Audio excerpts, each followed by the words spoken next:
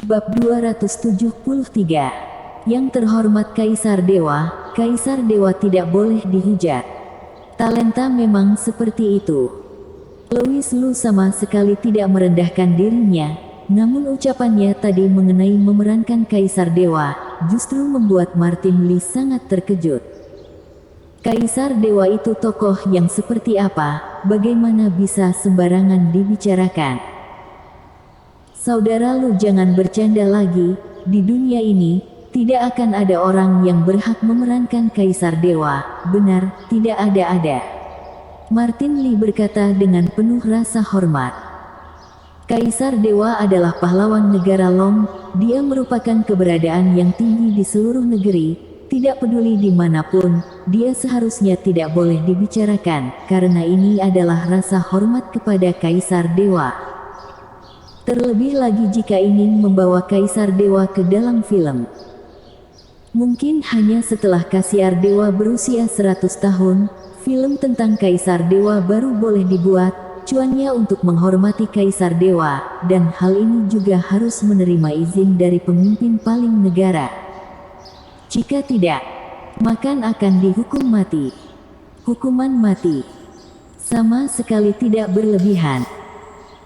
Ketika Louis Lu melihat sikapnya, dia tersenyum pahit dan berkata, "Kamu lihat dirimu ini, kamu ini menganggap Kaisar Dewa itu seperti monster air. Sebenarnya Kaisar Dewa itu juga sama seperti kalian setelah melepaskan topengnya. Dia juga hanya memiliki 2 mata, 1 hidung, dan 1 kulit, tidak semengerikan yang kamu katakan." Louis Lu menggelengkan kepalanya, namun ucapannya itu membuat ekspresi Martin Li semakin berubah. Dia berkata, "Tuan Lu, ini bukan masalah mengerikan atau tidak, juga bukan karena takut, namun Kaisar Dewa itu tidak boleh dihujat, ini rasa hormatku padanya. Karena hormat, maka akan takut, ini rasa takut yang berbeda dengan biasanya." Martin Li dengan perlahan berkata, "Saudara Lu, kamu dengarkan aku, seperti ucapan tadi, kamu janganlah mengatakannya untuk yang kedua kali, terlebih lagi kita ini berada di dunia hiburan, kita harus memperhatikan ucapan kita, ada banyak waktu sudah jelas maksud kita tidak seperti itu, namun setelah melalui persuntingan orang-orang jahat, ucapan kita bisa memberikan kita malapetaka untuk kehidupan kita." Meskipun Louis Lu telah berkata dia tidak ingin masuk ke dunia hiburan, namun Martin Li tidak menganggapnya seperti itu. Di dunia ini ada banyak hal yang bisa berjalan sesuai ucapanmu. Sejak Louis Lu mengakui dirinya adalah adik dari Vanessa Chiao di depan semua orang, dia sudah melakukan sesuatu tanpa sadar, terutama para paparazzi sangat suka mengambil hal-hal yang tidak diketahui dari orang-orang di sekitar artis. Terlebih lagi artis besar seperti Vanessa Chiao, dia jarang masuk ke berita yang negatif, jadi para awak media lebih tertarik lagi untuk mendapatkan sesuatu celah dari Louis Lu yang merupakan adik Vanessa Chiao. Tim direktor sangatlah banyak, siapapun tidak dapat menjamin, tindakan antara Louis Lu dan Vanessa Chiao tadi dipotret oleh seseorang atau tidak, lalu disebar di sosial media dengan tulisan-tulisan yang berlebihan. Jadi, setiap ucapan Louis Lu selanjutnya dapat menyeret Vanessa Chiao. Jika tidak menjaga diri, maka karir dari Vanessa Chiao mungkin akan terserang. Dan ucapan Louis Lu tadi benar-benar sangat berbahaya. Kaisar Dewa juga hanya memiliki 2 mata, 1 hidung, dan 1 mulut, itu sudah pasti, bagaimanapun Kaisar Dewa adalah manusia, dan bukan monster. Ini fakta. Tetapi tidak dapat dibicarakan. Karena jika terdengar oleh media yang jahat, demi menarik perhatian netizen, mereka akan memanfaatkan hal ini untuk membuat artikel, dan judulnya, "Adik dari Vanessa Chiao seorang artis terkenal, ucapannya tidak bermoral, meremehkan Kaisar Dewa di publik." Dari judul tersebut, tidak peduli kata, Vanessa Chiao, atau Kaisar Dewa, semuanya sangat menarik perhatian. Dan dengan menambahkan kutipan ucapan Louis Lu tadi ke dalam artikel, maka artikel ini pasti akan populer. Kaisar Dewa adalah sosok dewa di dalam hati semua rakyat. Dia telah menjadi kepercayaan semua orang. Bagaimana bisa kamu membicarakan seorang dewa dengan begitu biasa? Hal ini tidak bisa dimaafkan. Tiba saatnya meskipun latar belakang kekuasaan Vanessa Xiao sangat besar, dia tetap tidak dapat melawan rasa kagum para rakyat kepada Kaisar Dewa. Dan semua itu akan menjadi malapetaka bagi mereka.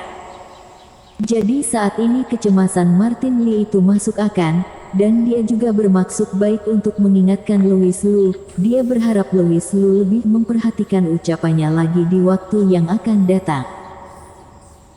Setelah Louis Lu mendengarnya, dia menatap Martin Li dengan mendalam, lalu berkata, "Terima kasih kamu telah mengingatkanku. Aku pasti akan lebih memperhatikan ucapanku. Keberadaan seperti Kaisar Dewa memang tidak pantas dibicarakan oleh rakyat biasa seperti kita ini."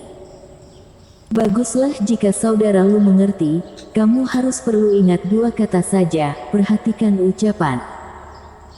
Martin Li sekali lagi mengingatkan, kemudian tersenyum dan berkata, "Kalau begitu aku tidak akan ganggu saudara Lu untuk menikmati keberuntungan lagi." Setelah berkata dia langsung pergi, kembali ke lokasi syuting. Louis Lu memandangi punggung Martin Lu, kemudian dia tersenyum. Dia merasa Martin Li ini orang yang pantas diterima menjadi teman, mengenai menikmati keberuntungan. Louis Lu memalingkan kepalanya, dan dia segera mengerti apa maksud menikmati keberuntungan yang Martin Li katakan. Saat ini ada beberapa wanita cantik yang berjalan ke arahnya. Wanita-wanita cantik itu adalah artis-artis lini kedua yang sebelumnya berharap dapat akting bersama dengan Louis Lu. Jika dapat terpilih dari begitu banyak kandidat wanita, dan mencapai lini kedua, kecantikannya pasti tidak biasa.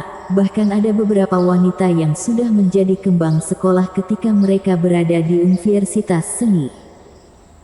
Saat ini jarak mereka ke lini pertama hanya kurang satu kesempatan saja. Jika ingin mendapatkan kesempatan ini, cara yang paling cepat adalah memanjat seseorang. Selama orang yang mereka panjat memiliki latar belakang, maka mereka akan terkenal dengan mudah. Louis Lu adalah sosok yang bisa mereka panjat. "Tuan Lu, aku gadis yang memiliki mimpi. Aku cinta dengan seni, demi seni aku bersedia mengorbankan segalanya."